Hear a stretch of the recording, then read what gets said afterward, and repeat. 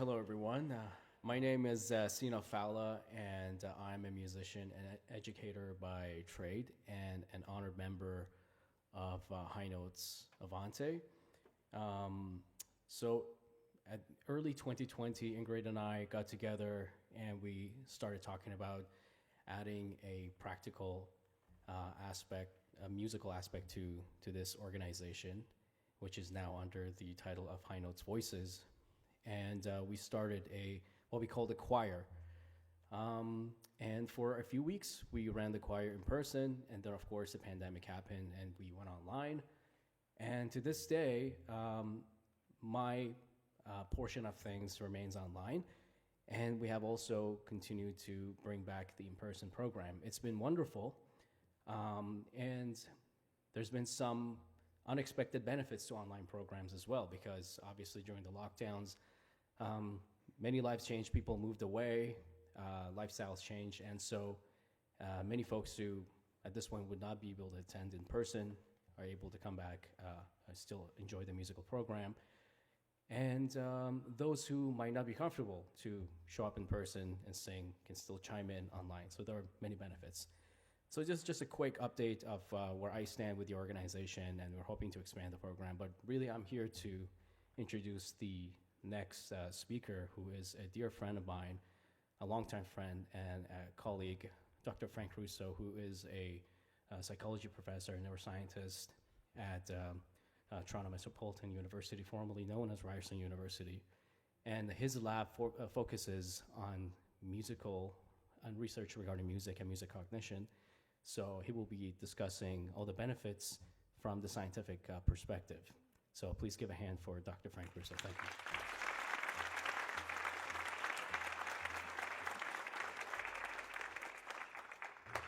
So it's my pleasure to be here.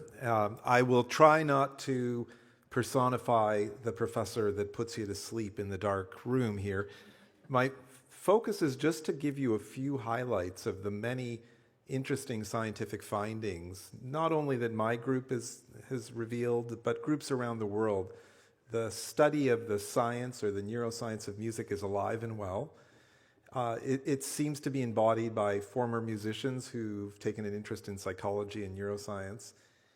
And what we try to do is look at the experience of music, listening to music, producing music, experiencing the emotion from the perspective of psychology, biology, what's happening in the brain. So, we could go on and on, but I'll just give you a few highlights that connect to some of the important work that Avanti is doing. Maybe I'll start with listening. So it's a thing that most of us can relate to, whether we're performers or not. We've all listened to music and have been moved by it. So what exactly is going on? Is it influencing our emotions? Are we going through a simulation? It seems that we really can be experiencing deep emotion when we are listening to music. So when we wire people up, we look at what's happening to their hearts, we look at what's happening in their brains. It seems like we're getting similar kinds of activation patterns that we would expect to see when someone's actually experiencing the emotion. That's not always the case, but it's often the case, especially when we're listening to music that's very familiar and meaningful to us. So in those instances, what we see is that the reward networks in the brain, so you've heard of the neurotransmitter dopamine and how it's connected to things like joy, memory, addictions, all sorts of things. What the dopamine system does is it reinforces things that, evolutionarily speaking, have been useful to pursue. And what we see when people listen to familiar music, it's not a piece of food, it's not a mate to reproduce with, it's not something we're running away from to survive, but it has this kind of survival value. We see the reward system light up. And what seems to happen is that there's this cascade of things. It's not just that the brain says it's rewarding. There's also evidence to suggest that endogenous opiates, so drugs that make us feel good, are released in the brain when we're listening to this familiar music that's meaningful to us.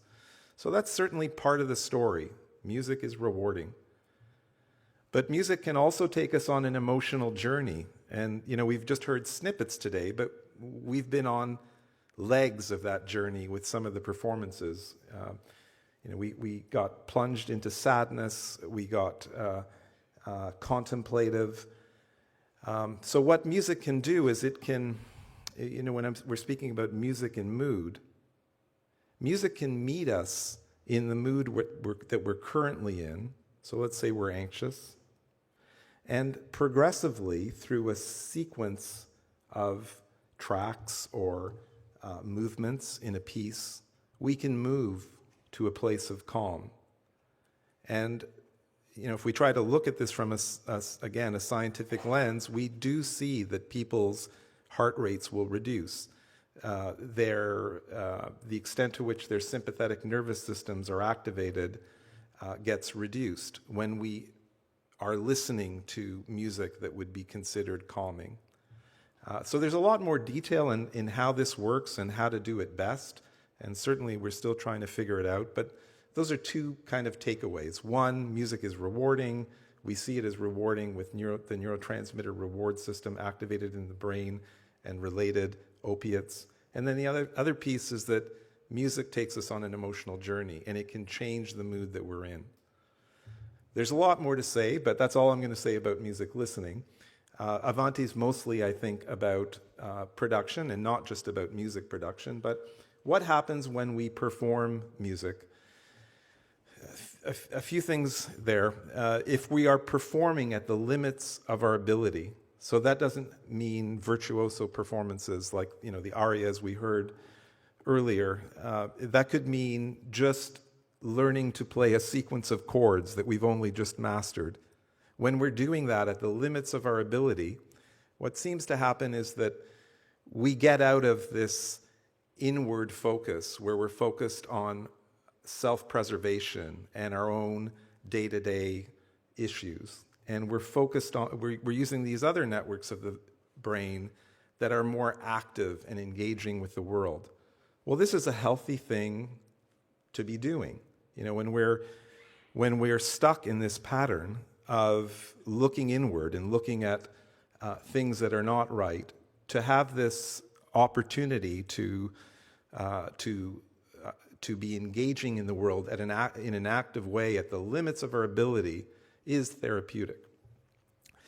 So that's another piece of performance. Maybe the most exciting piece, and it touches with some of the work that Sina just spoke to, the choirs and the group performance work that Avanti is involved with, is what happens when we produce music as a group. So when we do things with other people and we cooperate effectively, we feel good, right? When a family works together, they feel good as a family. When a company works together, they feel good. But it's really hard to do. It's really challenging. Everybody has their own agendas. There's conflicts. Music seems to sidestep that process. We're all locked into a rhythm. There may be a score, or maybe we know the piece by memory. We are literally moving together. And there's this amazing biological thing that happens when we move together. I like to say that we become a kind of superorganism where we lose sight of where we end and where the next person begins. So what does that mean on a biological level? It means that when we sing together, cortisol, which is a stress hormone, goes down. We see this repeatedly every time we've tested it. We see that when people sing as a group, oxytocin is released. So oxytocin, you may know that term as the love hormone. That's an oversimplification, but when people are making love, there seems to be oxytocin released. When you mothers are nursing their babies, there's oxytocin released. What does music have to do with this? Well, again, for some reason, we are releasing oxytocin when we're singing in a group, not when we're singing by ourselves. Now, there's benefit to singing by yourself, and maybe that's another story, but that's pretty remarkable. It's this, when we're feeling socially isolated, when we're feeling disconnected, we can get together, we can sing with other people, or if we're able to perform with instruments, then we can perform with other people, and there's this deep connection that's rooted in a biological level. This is linked to pain reduction, that we've documented that, and a host of other factors related to well-being. I could keep going, but I think I've exceeded my time, and I think I've fulfilled my purpose, which is to say that, you know, our intuitions on this are on the mark, that music, the arts, you know, increasingly in this world, we take them for granted. It's a nice to have. Well, no, it's not. You know, this is what grounds us. You know, this is what grounds us. This is what makes us feel good as humans, feel connected as humans, and give us purpose. And I hope that the scientific work that we're doing validates that point and provides an important perspective. Thank you.